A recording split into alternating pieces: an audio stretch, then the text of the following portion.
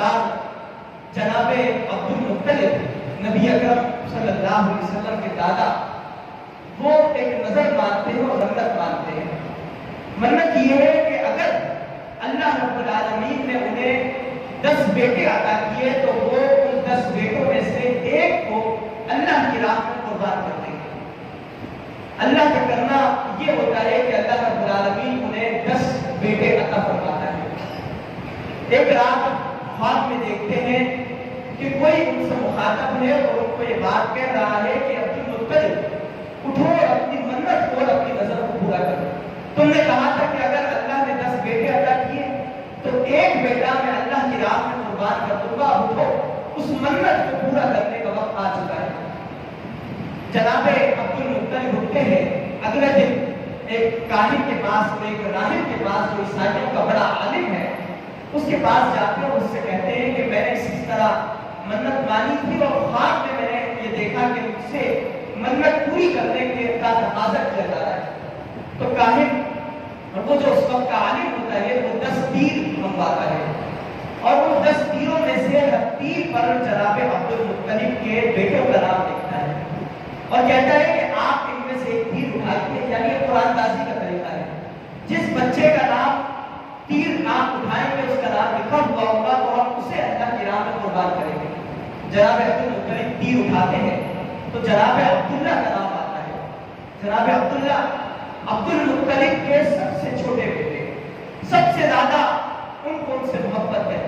انتہائی خوبصورت اور انتہائی اپنے والد کی اطاعت اور فرمانبرداری کرنے والے۔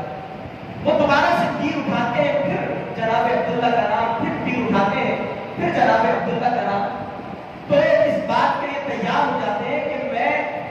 اللہ رب العالمین کی راہ میں جناب عبداللہ کو قربان کر دوں گا۔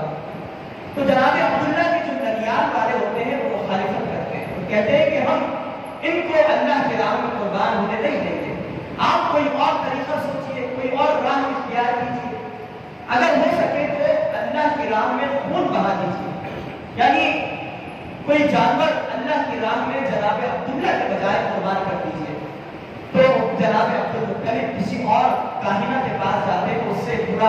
ماجرا بیان کرتے ہیں اور کہتے ہیں کہ میں نے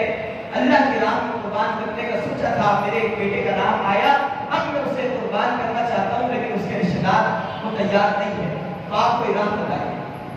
وہ کہتی ہے کہ ہم قرآن دازی کریں گے اور خون بہا کے طور پر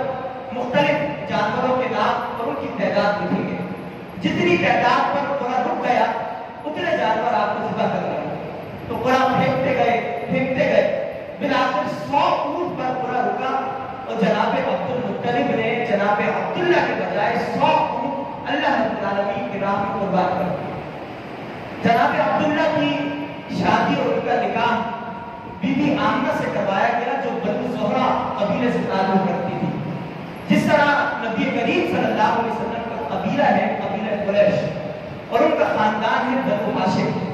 اسی طرح بی بی آمنہ کا قبیلہ اور ان کا خاندان بنو زہرہ تھا اور ان کے والد کا نام وہب بن عبد مناف تھا۔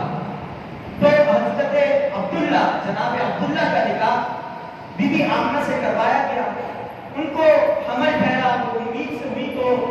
جناب عبد المطلب نے جناب عبداللہ کو مدینہ کی جانب بھیج دیا کہ آپ جائیں مدینہ اور شام کا سفر کریں، وہاں سے کچھ خرید و فروخت کریں اور تجارتی قافلے کے ساتھ وہاں روانہ ہو جائے۔ جناب عبداللہ